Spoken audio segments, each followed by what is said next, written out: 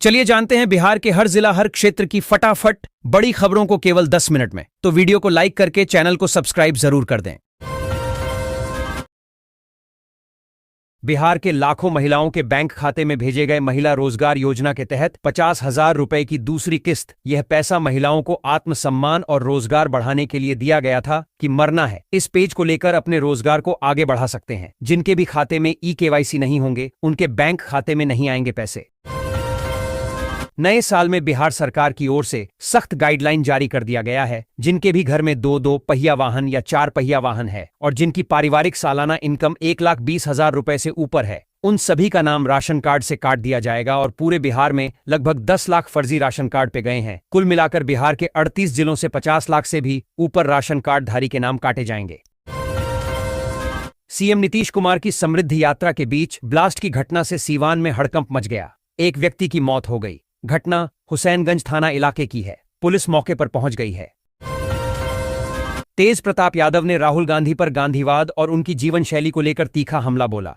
उन्होंने राहुल के मनरेगा संबंधी बयान के बाद प्रतिक्रिया दी। तेज प्रताप ने कहा कि सिर्फ गांधी नाम जोड़ने से कोई गांधीवादी नहीं बन जाता और राहुल की बुलेट जीन्स वाली जीवन शैली महात्मा गांधी के आदर्शों के विपरीत है। उन्होंने राहुल के व्यवहार को पाखंड बताया, जो सादगी और त्याग के प्रतीक गांधी जी के सिद्धांतों से मेल नहीं खाता। पटना के गर्ल्स हॉस्टल में नीट छात्राओं की मौत के मामले ने सियासत गरमा दी। आरजेडी ने विरोध प्रदर्शन किया। महिलाओं की सुरक्षा और कानून व्यवस्था पर सवाल उठाए आरजेडी की महिला कार्यकर्ताओं ने सड़क मार्च निकाला और मुख्यमंत्री नीतीश कुमार तथा गृहमंत्री सम्राट चौधरी से इस्तीफे की मांग की। तेजस्वी यादव ने बिहार सरकार पर बढ़ते अपराध और अत्याचार को लेकर आक्रामक हमला बोला है। उन्होंने मुख्यमंत्री नीतीश कुमार पर आपराधिक चुप्पी साधने और अत्याचारों को सत्ता संपोषित बताने का आरोप लगाया। यादव ने मधेपुरा, खगड़िया और पटना में हुई जघन्य घटनाओं का हवाला देते हुए कहा कि जनता एक दिन बताएगी कि अत्याचार के खिलाफ कैसे लड़ा जाता है। उन्होंने नई सरकार को वोट खरीद का परिणाम बताया। मुख्यमंत्री नीतीश कुमार ने सीवान में समृद्धि यात्रा के दौरान बिहार के विकास, शिक्षा, स्वास्थ्य और इंफ्रास्ट्रक्चर में बदलाव गिनाए। वहीं इस दौरान सीएम नीतीश ने हर घर की छत पर मुफ्त सोलर लाइट लगाने का ऐलान किया। अब बिहार के हर घर के छत पर लगेगा फ्री में सोलर। राज्य बिजली बोर्ड ने सोशल मीडिया पर स्मार्ट बिजली मीटरों पर उठाए जा रहे सवालों को नकारते हुए कहा है कि स्मार्ट मीटर की रीडिंग पर अगर किसी को संदेह है तो दूसरा मीटर लगाकर गड़बड़ी को पकड़ा जा सकता है। बुधवार को बोर्ड प्रवक्ता की ओर से जारी बयान में बताया कि स्मार्ट मीटर से बिजली के बिलों पर असर नहीं पड़ेगा। बिहार के मुख्यमंत्री नीतीश कुमार अपनी समृद्धि यात्रा के तहत सिवान पहुंचे। सिवान में सीएम नीतीश कुमार ने 202 करोड़ से अधिक की कुल 71 विकास योजनाओं का उद्घाटन और शिलान्यास किया। जिला प्रशासन ने इस मेगा इवेंट और जनसंवाद के लिए सभी सुरक्षा और प्रशासनिक तैयारियां पूरी कर ली थीं। सीएम नीतीश कुमार के साथ डिप्टी सीएम सम्राट चौधरी भी मौजूद रहे। बिहार लोक सेवा आयोग की 70वीं संयुक्त प्रतियोगिता परीक्षा के डॉक्यूमेंट वेरिफिकेशन के दौरान एक फर्जी महिला अभ्यर्थी को पकड़ा गया है। इस गंभीर अनियमितता के बाद आयोग ने कड़ा रुख अपनाते हुए संबंधित महिला को भविष्य में आयोजित होने वाली सभी प्रतियोगिता परीक्षाओं में शामिल होने से पूरी तरह प्रतिबंधित कर दिया है। सरकारी समर्थन मूल्य पर धान खरीदी की समय सीमा खत्म होने में अब सिर्फ 8 दिन बचे हैं, लेकिन टोकन नहीं कटने से हजारों किसान धान बेचने से वंचित हैं। समस्या को लेकर नाराज किसानों का सब्र सोमवार को जवाब दे गया और उन्होंने कलेक्ट्रेट का घेराव कर प्रशासन से तत्काल समाधान की मांग की। इस दौरान पूर्व मंत्री और खरसिया विधायक उमेश पटेल सहित कांग्रेसी मौजूद रहे। मुंबई में बिहार भवन के निर्माण को लेकर मनसे और शिवसेना यूबीटी ने कड़ा विरोध जताया है। बिहार सरकार ने इसके लिए 314.20 करोड़ रुपए स्वीकृत किए हैं और मंत्री अशोक चौधरी ने स्पष्ट किया है कि भवन हर हाल में बनेगा। यह 30 मंजिला भवन मुंबई पोर्ट ट्रस्ट की जमीन पर बनेगा, जिसमें अधिकारियों, अतिथियों और विशेषकर कैंसर मरीजों व उनके परिजनों के लिए 240 बेड का छात्रावास होगा। बिहार सरकार जीविका दीदियों के लिए एआई आधारित प्रणाली लागू कर रही है। ये पहल महिलाओं के लिए हिसाब किताब आसान बनाएगी, वर्चुअल अकाउंटेंट के जरिए वित्तीय प्रबंधन सुधारेगी। एआई स्वास्थ्य निगरानी, कौशल विकास और रोजगार मार्गदर्शन में भी मदद करेगा। हैदराबाद के NIRD SPR के सहयोग से यह परियोजना 1.40 करोड़ ग्रामीण महिलाओं को सशक्त करेगी, जिससे ग्रामीण विकास में पारदर्शिता और आत्मनिर्भरता बढ़ेगी। मुख्यमंत्री नीतीश कुमार ने छपरा में समृद्धि यात्रा के दौरान घोषणा की कि अगले 5 वर्षों में बिहार से गरीबी समाप्त हो जाएगी और 1 करोड़ युवाओं को नौकरी रोजगार मिलेगा। उन्होंने सारण के लिए 538 करोड़ रुपए की विकास योजनाओं का उद्घाटन व शिलान्यास किया। सीएम ने जीविका सिलाई केंद्र और ITI भवन का भी उद्घाटन किया। साथ ही राज्य में कानून व्यवस्था और कृषि विकास में हुई प्रगति पर प्रकाश डाला। मुख्यमंत्री नीतीश कुमार समृद्धि यात्रा के तहत सीवान पहुंचे और विकास योजनाओं की सौगात दी। वहीं मसौढ़ी के पास मुठभेड़ में लॉरेंस बिश्नोई गैंग का शूटर परमानंद गिरफ्तार हुआ। उधर 10 करोड़ रंगदारी केस में जेडीयू विधायक अनंत सिंह कोर्ट से बरी हो गए। भोजपुरी स्टार पवन सिंह अपनी निजी जिंदगी को लेकर फिर सुर्खियों में है। लखनऊ में एक पार्टी में एमिस्ट्री गर्ल महिमा सिंह के साथ उनके वायरल वीडियो और पत्नी ज्योति सिंह के भावुक पोस्ट ने नई बहस छेड़ दी है। तीसरी शादी की अटकलों के बीच पवन सिंह का नाम एक बार फिर विवादों में घिर गया है। बिहार पुलिस अवर सेवा आयोग बीपीएसएससी की दारोगा भर्ती परीक्षा बुधवार को बक्सर के 17 केंद्रों पर हुई। पहली पाली में एमपी उच्च विद्यालय केंद्र पर एक अभ्यर्थी hi tech electronic device modified walkie talkie के साथ पकड़ा गया, जिसे पुलिस ने गिरफ्तार कर लिया। डिवाइस का दूसरा हिस्सा एमवी कॉलेज कैंपस में मिला। परीक्षा शांतिपूर्ण रही, हालांकि कुछ अभ्यर्थियों को पेपर कठिन लगा। बिहार में 2,4,0,0,0 से अधिक पुलिस की होगी भर्ती। नोटिफिकेशन जारी फरवरी से भरा जाएगा फॉर्म। बिहार सरकार ने जारी किया आदेश। एक युवक की 2 पत्नियां हैं, पहली अरेंज मैरिज से और दूसरी लव मैरिज से। दोनों ही पत्नियां पति को अपने पास रखने की जिद पर अड़ी रहती थीं, जिसके कारण घर में आए दिन लड़ाई होती थी। यह विवाद जब पुलिस तक पहुंचा तो मामला सुलझाने की जिम्मेदारी गांव की पंचायत को सौंपी गई। पंचायत का फैसला है दोनों पत्नियों के बीच हफ्ते में 3-3 दिन बंटा पति, रविवार को साप्ताहिक अवकाश। शहरी क्षेत्रों में रहने वाले गरीब परिवारों को पक्का मकान उपलब्ध कराने के लिए सरकार ने एक महत्वपूर्ण पहल की है। प्रधानमंत्री आवास योजना शहरी 2.0 के अंतर्गत लगभग 2 लाख लाभार्थियों को आवास निर्माण हेतु आर्थिक सहायता की पहली किस्त दी जा रही है। बजट से पहले मोदी सरकार ने दी खुशखबरी। अटल पेंशन योजना पर बड़ा फैसला। इस फैसले से उन लोगों को खास फायदा होगा जिनके पास रिटायरमेंट के बाद आय का कोई पक्का जरिया नहीं होता। बता दें कि इस साल का बजट 1 फरवरी 2026 को पेश किया जाएगा। इससे पहले सरकार का यह फैसला बेहद अहम माना जा रहा है। बिहार सरकार सड़क, रेल और हवाई मार्ग के अलावा जलमार्ग से माल ढुलाई को बढ़ावा दे रही है। गोवा, गुजरात की तर्ज पर नदियों को हाईवे बनाया जा रहा है। यह परियोजना व्यापार को सस्ता, सुगम और पर्यावरण के अनुकूल बनाएगी। परिवहन मंत्री श्रवण कुमार ने निरीक्षण कर बताया कि बालू, सब्जियां, अनाज जैसे भारी सामानों की ढुलाई आसान होगी, जिससे किसानों और व्यापारियों को सीधा लाभ मिलेगा। पटना, भागलपुर में पहले से सुविधा है, अन्य शहरों में भी विस्तार होगा। बिहार में बड़ा घोटाला। सरकारी कर्मचारी ने फर्जी हस्ताक्षर कर निकाले 24 लाख रुपये। पूर्णिया में पुलिस ने एक नाजिर को गिरफ्तार किया है, जिस पर सीओ का फर्जी हस्ताक्षर कर 24 लाख रुपये का निकासी कर लिया। उप मुख्यमंत्री विजय कुमार सिन्हा ने अवैध खनन और परिवहन पर कड़ा रुख अपनाया है। उन्होंने अधिकारियों को दोषियों के खिलाफ सख्त कार्रवाई के निर्देश दिए। चेतावनी दी कि विभाग के संलिप्त कर्मचारी भी नहीं बख्शे जाएंगे। सिन्हा ने न्यायालयों को पूर्ण सहयोग देने और समय पर साक्ष्य प्रस्तुत करने पर जोर दिया। उन्होंने बताया कि अवैध खनन के पीछे एक संगठित गिरोह सक्रिय है, जिस पर सरकार जीरो टॉलरेंस नीति अपनाएगी। पटना हाईकोर्ट ने अपील दाखिल करने में 40 दिनों की देरी और प्रशासनिक शिथिलता पर बिहार सरकार पर 5,000 रुपये का अर्थदंड लगाया है। कोर्ट ने कहा कि समय पर कानूनी कार्रवाई न करना न्यायिक प्रक्रिया और सरकारी मशीनरी की संवेदनशीलता को प्रभावित करता है। जिलाधिकारी पटना को जिम्मेदार अधिकारियों की पहचान कर कार्रवाई करने का निर्देश दिया गया है। भविष्य में जिला अदालतों के निर्णयों में अपलोड तिथि अंकित करने का भी आदेश दिया गया। महाराष्ट्र नवनिर्माण सेना ने मुंबई में प्रस्तावित 30 मंजिला बिहार भवन के निर्माण का कड़ा विरोध किया है। नवनिर्वाचित कॉर्पोरेटर यशवंत किल्लेदार ने कहा कि जब तक एमएनएस मैदान में है, तब तक शहर में इस भवन का निर्माण नहीं होने दिया जाएगा। डिप्टी सीएम सह भूमि सुधार एवं राजस्व मंत्री विजय कुमार सिन्हा ने सगुना मोड़ स्थित सीएससी रीजनल सेंटर का औचक निरीक्षण किया। टोल फ्री नंबर पर कॉल नहीं लगने की शिकायत सही पाई गई। नाराज उप मुख्यमंत्री ने अधिकारियों को फटकार लगाई और सिस्टम तुरंत दुरुस्त करने व लापरवाहों पर कार्रवाई के निर्देश दिए। समर्थन मूल्य पर धान बिक्री करने के लिए नियम बदल दिया गया है। ऑनलाइन टोकन बंद होने के बाद अब आवेदन देने पर पहले सत्यापन होगा, उसके बाद किसान का टोकन काटा जाएगा। फिलहाल धान खरीदी करने सिर्फ 7 दिन शेष है। इधर टोकन कटवाने के लिए किसानों के आवेदन की संख्या बढ़ने लगी है। समर्थन मूल्य पर धान खरीदी की अंतिम तिथि 31 जनवरी निर्धारित है।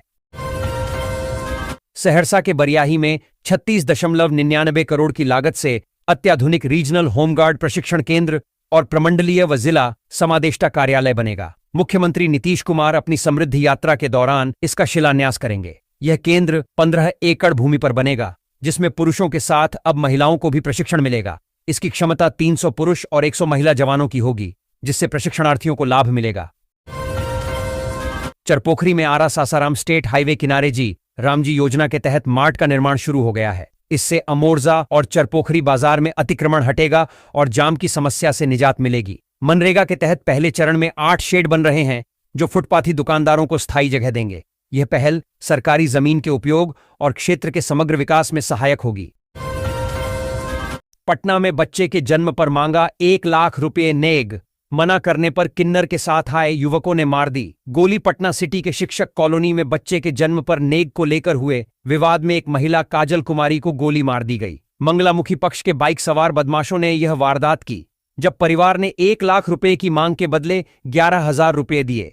गोली महिला की बाह में लगी, लेकिन वह खतरे से बाहर है। पुलिस मामले की जांच कर रही है। पटना के महावीर आरोग्य संस्थान में गंभीर मरीजों के लिए 10 बेड का अत्याधुनिक आईसीयू और किडनी रोगियों हेतु 9 बेड की डायलिसिस सुविधा शुरू की गई है। महावीर स्थान न्यास समिति के सचिव सायण कुणाल ने इसका उद्घाटन किया। यह पहल आर्थिक रूप से कमजोर मरीजों को कम खर्च में बेहतर इलाज उपलब्ध कराने के उद्देश्य से की गई है। संस्थान में विभिन्न जांच और उपचार सुविधाएं एक ही छत के नीचे उपलब्ध हैं। बिहार के छात्रों को अब पारंपरिक लकड़ी की जगह फाइबर रिइंफोर्स प्लास्टिक एफआरपी नावों के निर्माण का प्रशिक्षण दिया जाएगा। राष्ट्रीय अंतर्देशीय नौवहन संस्थान निनी में इस वर्ष के अंत तक इसका निर्माण शुरू होने की संभावना है। परिवहन मंत्री श्रवण कुमार ने निरीक्षण कर बताया कि ये नावें सस्ती होंगी और इन्हें 10 साल तक मरम्मत की आवश्यकता नहीं होगी। जलमार्ग परिवहन को बढ़ावा देने के लिए कई योजनाएं भी चल रही हैं। बिहार सरकार सामाजिक सुरक्षा पेंशन से वंचित बुजुर्ग, दिव्यांग और विधवा लाभुकों के लिए पंचायत व प्रखंड स्तर पर शिविर लगाएगी। इन शिविरों में जीवन प्रमाण पत्र का प्रमाणीकरण भी किया जाएगा, जिससे पेंशन बंद नहीं होगी। समाज कल्याण मंत्री मदन सहनी ने बताया कि 70 लाख लाभुकों का प्रमाणीकरण हो चुका है। इसके अतिरिक्त दिव्यांग बच्चों के लिए आवासीय विद्यालय और लड़कियों के लिए कौशल प्रशिक्षण की भी योजना है। बिहार सरकार ने जमीन खरीदने और बेचने को लेकर बड़े नियम लागू किए हैं। यह बदलाव का मुख्य उद्देश्य है जमीनी विवाद और भूमि माफियाओं पर रोक लगाना। जमीन विवाद देश में काफी ज्यादा बढ़ा हुआ है, जिससे हर बिहार वासियों को जमीन खरीदने और बेचने पर सहूलियत हो और वो माफियाओं से बच सके। बिहार सरकार की 7 निश्चय 3 योजना के तहत सबका सम्मान जीवन आसान जन सुनवाई अभियान के अंतर्गत सोमवार को बगहा के विद्युत आपूर्ति प्रमंडल कार्यालय में जन सुनवाई आयोजित की गई। इस दौरान कुल 62 शिकायतें प्राप्त हुईं, जिनमें से 44 का मौके पर ही समाधान कर दिया गया। मुख्य सचिव प्रत्यय अमृत ने महत्वपूर्ण परियोजनाओं की समीक्षा की। उन्होंने मंडई वियर परियोजना की धीमी गति पर नाराजगी जताई और औचक निरीक्षण की बात कही। फल्गु नदी पर आधारित यह परियोजना जल संचयन और भूजल स्तर सुधार के लिए महत्वपूर्ण है। नॉर्थ कोयल जलाशय परियोजना में प्रगति का निर्देश दिया गया। ताजपुर बख्तियारपुर ग्रीनफील्ड सड़क की प्रगति पर संतोष व्यक्त करते हुए औद्योगिक क्लस्टर विकास पर चर्चा हुई, जिससे उत्तर और दक्षिण बिहार की दूरी कम होगी। पूर्णिया से पहली बार जीआई टैग मिथिला मखाना की 2 टन खेप समुद्री मार्ग से दुबई निर्यात की गई। यह ऐतिहासिक कदम वाणिज्य मंत्रालय और एपीडा के सहयोग से हुआ। यह निर्यात बिहार की अंतर्राष्ट्रीय मानकों को पूरा करने की क्षमता दर्शाता है। कृषि मंत्री ने कहा कि इससे किसानों की आय बढ़ेगी, राज्य की वैश्विक पहचान मजबूत होगी और ग्रामीण अर्थव्यवस्था को लाभ मिलेगा। इस वर्ष 26 जनवरी को कर्तव्य पथ पर होने वाली गणतंत्र दिवस परेड में बिहार की झांकी शामिल नहीं होगी। रक्षा मंत्रालय की नई रोटेशन नीति के कारण राज्य को इस बार मौका नहीं मिला है। यह नीति सुनिश्चित करती है कि हर राज्य को 3 साल में कम से कम एक बार झांकी प्रस्तुत करने का अवसर मिले। पिछले साल 2025 बिहार की झांकी ने नालंदा की विरासत को दर्शाया था, जो काफी सराही गई थी।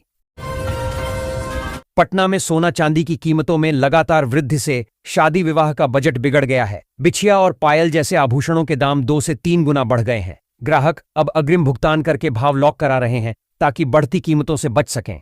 फलदान का खर्च भी 3 गुना हो गया है, जिससे शादी की खरीदारी प्रभावित हो रही है।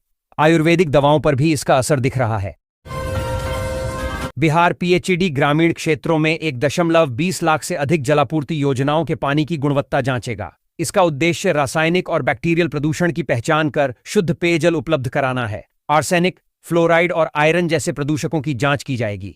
नल जल योजनाओं के रखरखाव के लिए निविदाओं का नवीनीकरण या नई निविदाएं जारी होंगी ताकि हर घर शुद्ध पानी सुनिश्चित हो सके। मेटना में सरस्वती पूजा के लिए जिलाधिकारी और एसएसपी ने संयुक्त आदेश जारी किए हैं। शांति व्यवस्था बनाए रखने हेतु 44 प्रमुख स्थलों पर 66 से अधिक अधिकारी तैनात किए गए हैं। डीजे पर पूर्ण प्रतिबंध है, जबकि लाउड स्पीकर सुबह 6 से रात 10 बजे तक ही बजेंगे। मूर्तियों का विसर्जन कृत्रिम तालाबों में होगा, नदियों में नहीं। अफवाहों पर नजर रखने और नियमों का सख्ती से पालन कराने के निर्देश दिए गए हैं। पटना उच्च न्यायालय ने बिहार में सहायक प्राध्यापकों की नियुक्ति में अनुभव प्रमाण पत्र संबंधी अनियमितताओं पर महत्वपूर्ण आदेश दिया है। कोर्ट ने कहा कि औपचारिक नियुक्ति के बिना अभ्यर्थी अनुभव प्रमाण पत्र का हकदार नहीं है और केवल कुछ कक्षाएं पढ़ाने से प्रमाण पत्र जारी नहीं किया जा सकता। कई विश्वविद्यालयों में अनुभव प्रमाण पत्रों को लेकर शिकायतें मिली हैं, जिनमें मानकों का उल्लंघन पाया गया। मुजफ्फरपुर में 6 अभ्यर्थियों के दस्तावेजों की जांच भी हुई है। बिहार के पूर्वी चंपारण जिले की गोढ़वा ग्राम पंचायत में 26 जनवरी को एक किशोरी को एक दिन का मुखिया बनाया जाएगा। यह पहल लड़कियों के सशक्तिकरण और ग्रामीण नेतृत्व को बढ़ावा देने के लिए है। चयनित किशोरी तिरंगा फहराएगी, ग्राम सभा की अध्यक्षता करेगी और विकास योजनाओं पर मुहर लगाएगी। इसका उद्देश्य किशोरियों में आत्मविश्वास जगाना और लोकतांत्रिक प्रक्रियाओं की समझ विकसित करना है। छपरा के जनसंवाद कार्यक्रम में भाजपा नेता राजीव प्रताप रूडी ने मुख्यमंत्री नीतीश कुमार के नेतृत्व की जमकर तारीफ की, जिससे बिहार की राजनीति में नई चर्चा छिड़ गई। उन्होंने कहा कि नीतीश कुमार मुख्यमंत्री थे, हैं और रहेंगे, जो एनडीए की एकजुटता दर्शाता है। इस दौरान विकास परियोजनाओं और सारण में पार्टी की मजबूत पकड़ पर भी जोर दिया गया, जिससे कार्यकर्ताओं में उत्साह दिखा।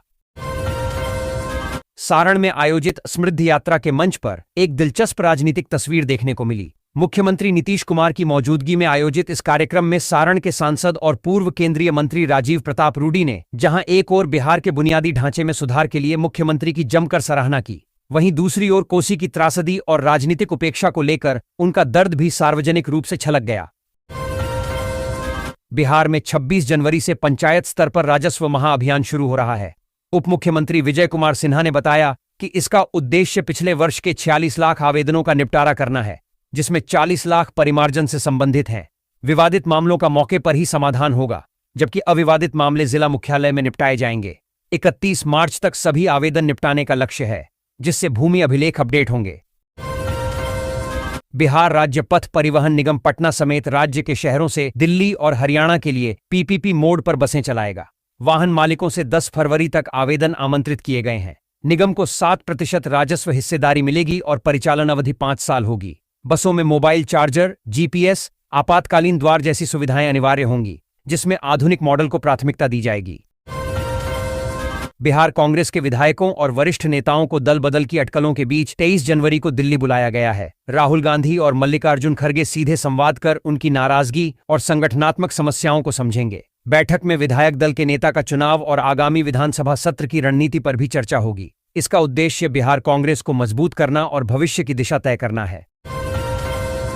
राजद महिला प्रकोष्ठ ने पटना में आक्रोश मार्च निकाला। उन्होंने महिलाओं की सुरक्षा में सरकार को विफल बताते हुए अत्याचारों में वृद्धि और अपराधियों को प्रशासन का संरक्षण देने का आरोप लगाया। अनीता भारती के नेतृत्व में महिलाओं ने पटना को छात्राओं के लिए असुरक्षित बताया, खासकर शंभू छात्रावास प्रकरण के बाद। उन्होंने बेटी बचाओ, बेटी पढ़ाओ नारे को खोखला करार दिया।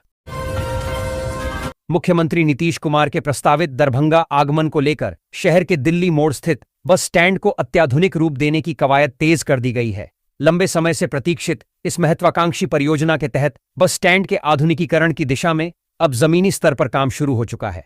प्रारंभिक चरण में परिसर का समतलीकरण युद्ध स्तर पर किया जा रहा है। बस स्टैंड पुनर्विकास परियोजना का शिलान्यास 11 जनवरी 2025 को प्रगति यात्रा के दौरान किया गया था।